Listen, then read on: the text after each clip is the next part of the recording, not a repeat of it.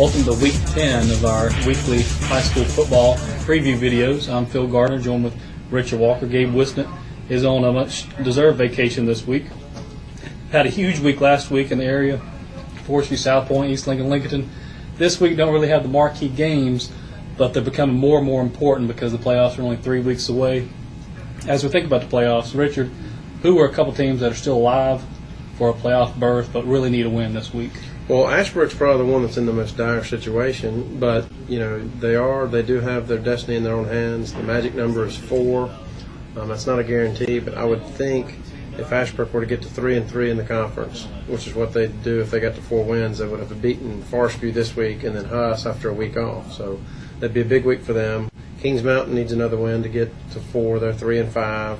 West Lincoln in the past has had real fast starts and got stuck on 4. I feel better about their situation this week. Tough game with Lincoln, but anybody in the West Lincoln community knows that that's a game that they're always going to play really well for.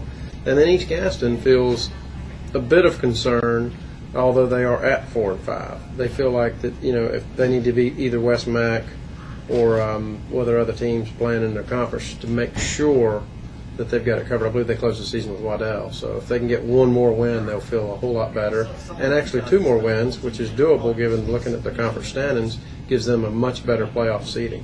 4 wins is usually the magic number, but it always isn't enough to get in the playoffs. So we'll see how that pans out this year. One of the bigger games this week, Huss is at home against Crest. Huss coming off the bye.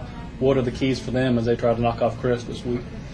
Well, it's interesting. Crest has shown not a whole lot of creativity on offense this side of Reggie Wilkins just kind of making plays. So if Huss can find a way to contain him, Crest does have some receivers, but Wilkins has had a hard time getting them the ball. Huss has recently played Crest really tough, and certainly it sounds like Marshall Williams is going to give it a go, and I think that would give Huss a great opportunity. But it's hard to expect Marshall Williams to be the elusive or as elusive a Marshall Williams as we've gotten used to seeing with a sore knee. But anybody that's seen him play in the last now 4 years, and for me dating back to when he was at Southwest Middle School, knows how elusive and how solid a player he will be. And I think Hunter Huss will get an emotional burst and boost from him being there. Crest certainly knows this is an important game. They've been a week off, chance to kind of lick their wounds after their first 2 losses of the season. So I look for this to be a pretty significant game for both sides and very important on both sides. And certainly the loser's going to walk away wondering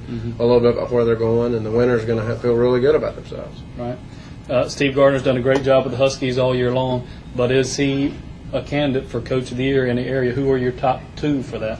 Well, he would be a candidate, but it's kind of got to play out. I mean, he needs to win a couple of games. I mean, obviously, nobody picked, I think, Forest View was 5th in the preseason for coaches poll, 5th or 6th. So Chris Medlin obviously has to get a lot of looks at that. I kind of look in the Southern Piedmont Conference. I like Mike Bias and what he's done a lot at East Lincoln, but I think most people felt they'd be good again. Lincoln and Bessemer City play next week. And I kind of feel like if one of those 2 can run the table the rest of the year, that coach, be it Larry Boone at Bessemer City or Scott Kleininger at Lincoln, will put themselves in a position. So there's a lot of up in the air. But long story short, the early answer would have to be Chris Medlin, that, as we talk on week 10. But there's a couple other guys that can put themselves in that position. That'll wrap it up for this week's video. If you have any questions you'd like for us to answer on this video, send them to sports@GastonGazette.com. We'll see you next week.